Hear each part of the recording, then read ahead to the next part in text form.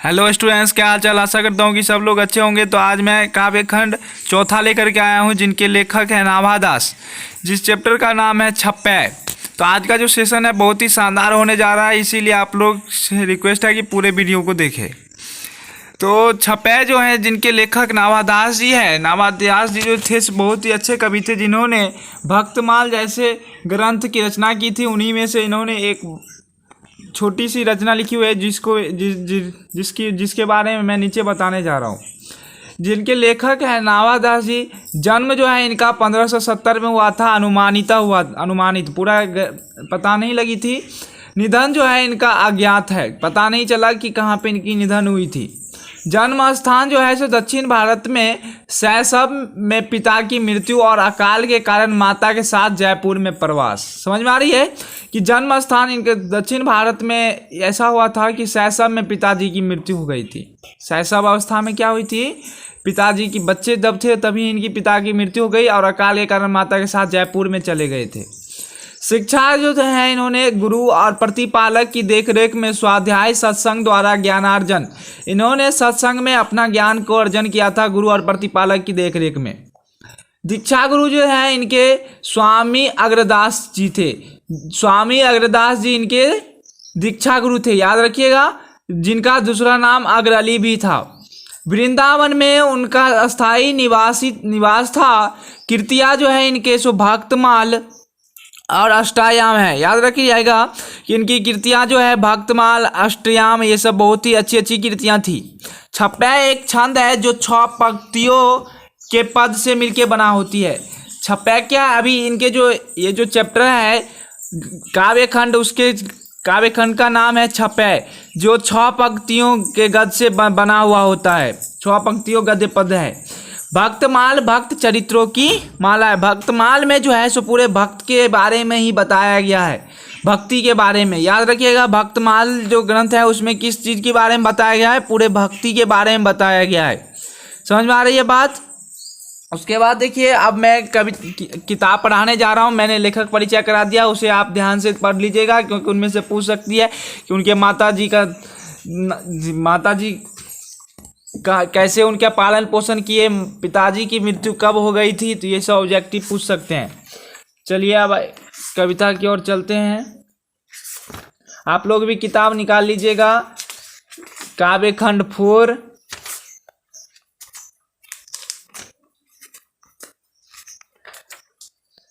चलिए देखिए, ये जो है इसमें जो है 2 ठो कवि के बारे में बताया गया है।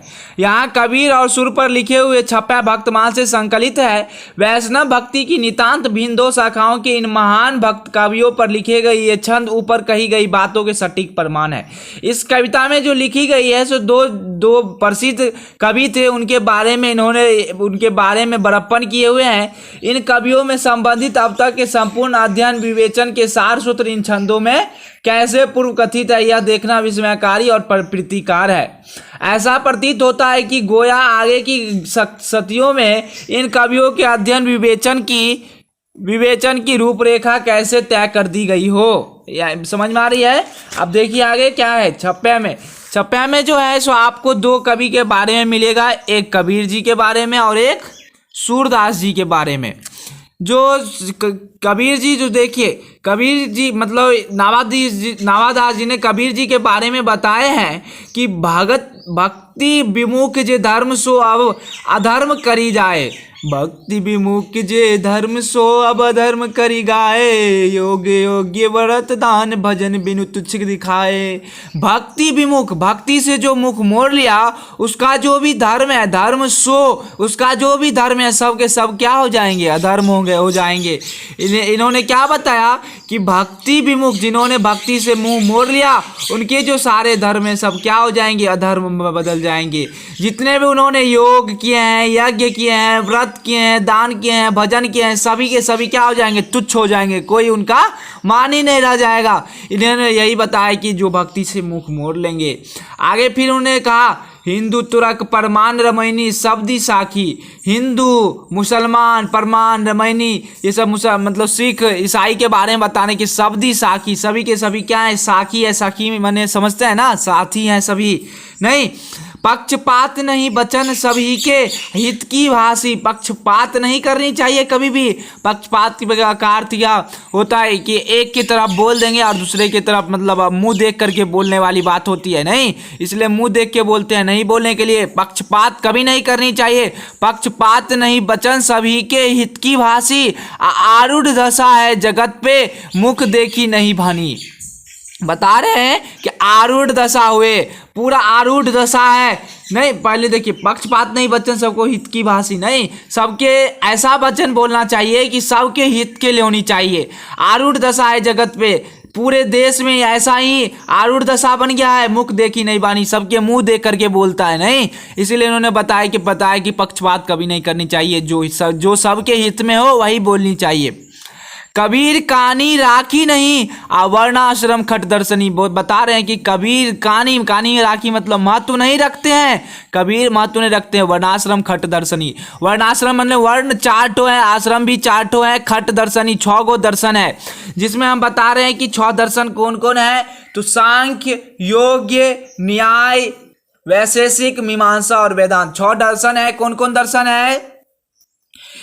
सांख्य योग, न्याय, वैशेषिक, मीमांसा और वेदांत। और 4 वर्ण है, शूद्र, वैश्य, क्षत्रिय और ब्राह्मण। ठीक है, याद रखिएगा कि कितने वर्ण है।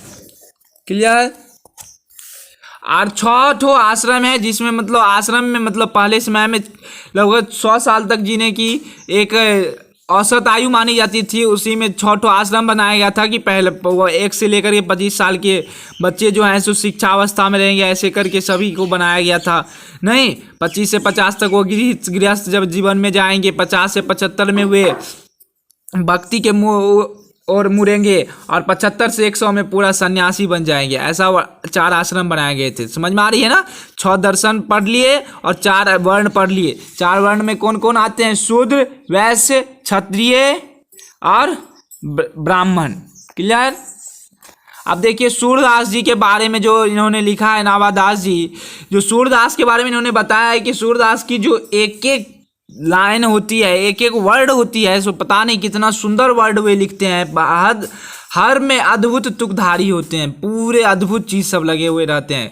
उन्होंने यही बताया है कि उक्ति चौज अनुप्रास वर्ण उपस्थिति अति भारी वचन प्रीति निर्वही अर्थ अद्भुत तुकधारी। उन्होंने बताया उक्ति माने उक्ति नहीं, मतलब उद्देश्य उनका जो रहती है। चौज माने होता है चमत्कार, अनुप्रास वर्ण अस्थिति अति भारी। उनकी चौज चमत्कार अनुप्रास वर्ण नहीं, सभी अस्थिति होते हैं, अति भारी होते हैं, मतलब बहुत भारी, ऐसा मतलब अच्छा सुंदर से लिखे हुए रहते हैं। इसीलिए इन्होंने इस वर्ड का यूज किया, अति भारी, बहुत ज्यादा भारी दिखने में लगते हैं।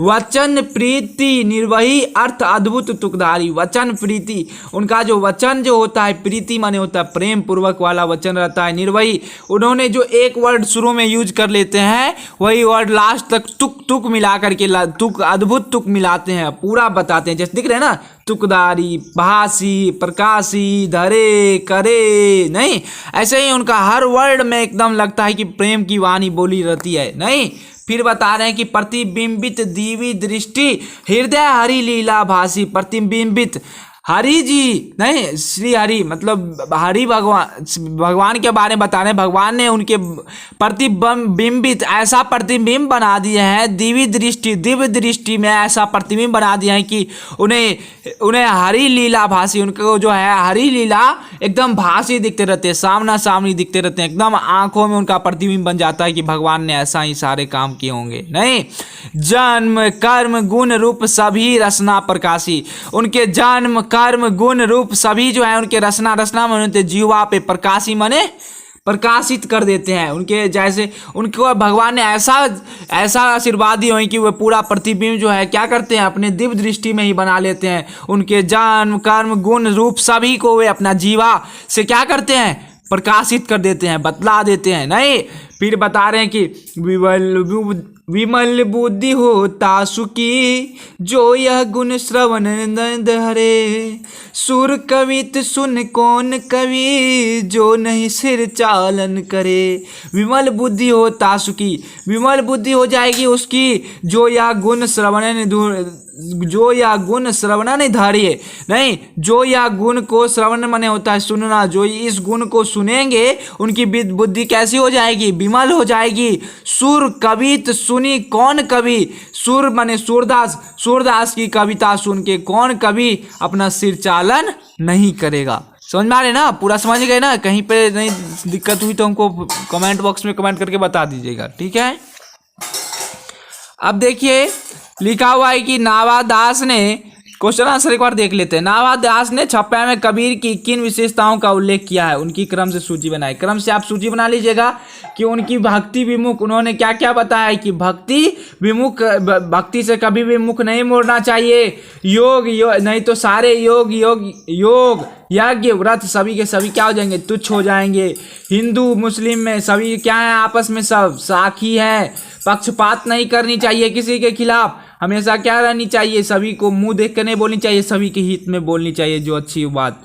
मुख देखी नहीं भानी का क्या अर्थ है, मुख देख के कोई भी बात नहीं बोलनी चाहिए, सबके हित में जो हो ऐसा ही बात बोलना चाहिए। कबीर पर यह कैसे लागू होता है, नहीं, उन्होंने यही बताया कि आरूढ़ दशा है जगत में, नहीं, आरूढ़ दशा बना हुआ है पूरे जगत में।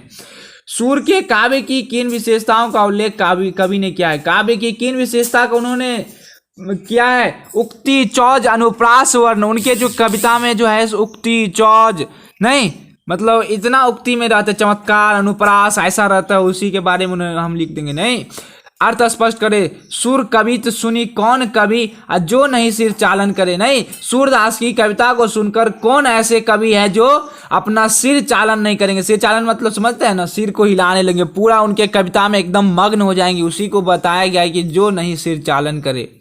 भक्ति विमुख जे धर्म सो अब अधर्म करी गाए, नहीं, जो भक्ति से मुख मोड़ लेंगे उसके जो सारे धर्म है सब क्या हो जाएंगे, अधर्म में बदल जाएंगे। पक्षपात नहीं वचन सभी के हित की भाषी, पक्षपात नहीं वचन करनी चाहिए, पक्षपात कभी नहीं वचन बोलना चाहिए, सभी के हित, जो हित में बोलनी चाहिए, जो अच्छा हो वही कहनी चाहिए, वही लिखा हुआ है। इस कविता में कबीर के किस गुण का परिचय दिया गया है, इसमें इन्होंने यही बताया है कि कबीरदास जो है ऐसे कभी नहीं करते थे कि मुंह देख करके किसी के बारे में बताते थे, वे सभी के हित में हमेशा वो बोलते थे। कविता में तुक का क्या महत्व है, नहीं, कविता में तुक का क्या महत्व है हमने अभी बताया है, आप लोग लिख लेगा। तुक माने अभी देखे है ना, जैसे देख रहे हैं ना, उनके जो कविता में एकदम तुक में तुक मिला हुआ रहता था, नहीं, एक वर्ड जैसे लिखते हैं तो अगला वर्ड भी एकदम वैसा ही तुक मिला हुआ रहता, जैसे अभी मैंने बताया, तिवारी तुकधारी भासी प्रकाशी धरे करे, नहीं, ऐसे करके उनके सूरदासी कविता में हमेशा तुक मिला ही रहता था। ऐसा कौन बोल रहे हैं, नाभादास जी। फिर बता रहे हैं छपा के संदर्भ में स्पष्ट करे। कबीर कानी राखी नहीं से क्या तात्पर्य, कबीर कानी राखी नहीं, कबीर कोई महत्व बात नहीं, महत्वपूर्ण नहीं रखते हैं। क्या वर्णाश्रम खट दर्शनी, वर्णाश्रम में कितने हैं, 6 दर्शन है, कोई महत्व नहीं रखते हैं। वे बता रहे हैं कबीर ने भक्ति को कितना, मतलब जितना भी 6 दर्शन है ना, कोई महत्व नहीं रखता है जब वो भक्ति से मुंह मोड़ लेंगे तो। कबीर ने भक्ति का कितना महत्व दिया है, कबीर ने अभी कितना महत्व दिया सो आप तो देख ही लिए हैं। चलिए, तो समझ में आ गई, पूरा क्वेश्चन आंसर भी हो गई। इसका मैं एक ऑब्जेक्टिव का सेशन लाऊंगा, इसीलिए आप लोगों से रिक्वेस्ट है कि कैसा लगा एक्सप्लेनेशन एक बार कमेंट बॉक्स में कमेंट करके जरूर बताइएगा। हम आपके कमेंट का इंतजार करते रहते हैं। आप लोग वीडियो देख करके छोड़ देते हैं, कम से कम लाइक सब्सक्राइब जरूर कर दीजिएगा। तब तक के लिए bye bye and take care, thank you.